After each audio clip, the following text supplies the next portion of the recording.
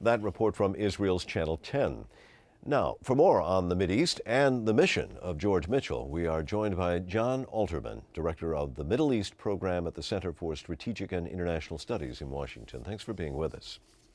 My pleasure. George Mitchell helped negotiate the peace agreement in Northern Ireland in 1998. Now he's working on peace in the Middle East. How are those situations comparable, and what lessons can he bring from the former? You know, they're comparable in that people said it can't be done in Northern Ireland. You had a long-running conflict, and he proved it could be done. But there are a lot of differences.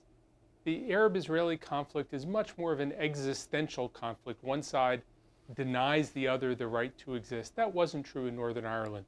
The parties were more tired in Northern Ireland than the parties seem to be right now. Another thing is, in Northern Ireland, a lot of the outside support for both of the antagonists had dried up.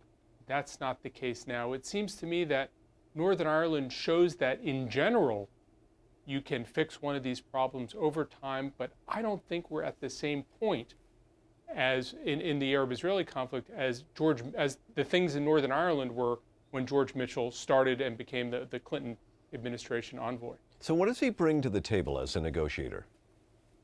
He's a great listener, and he's the kind of person that people trust, and he can fix problems, he can bridge differences. Don't forget, one of the other things he did is he did the steroid scandal in baseball, and he listened and he brought people together, and we haven't heard an awful lot about steroids in baseball since. Yeah, well, I imagine he's getting an earful right about now.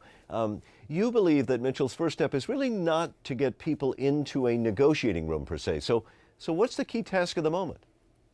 You know, it seems to me that this is really more about politics than diplomacy. And George Mitchell used to be the Senate Majority Leader. He's a superb politician. Right now, the politics on both the Palestinian side and on the Israeli side won't let negotiations be successful because the people aren't in a position where they want to be led. The first thing that has to happen is tamping down the temperature on both sides, creating a political environment where diplomacy is possible. We're not there now.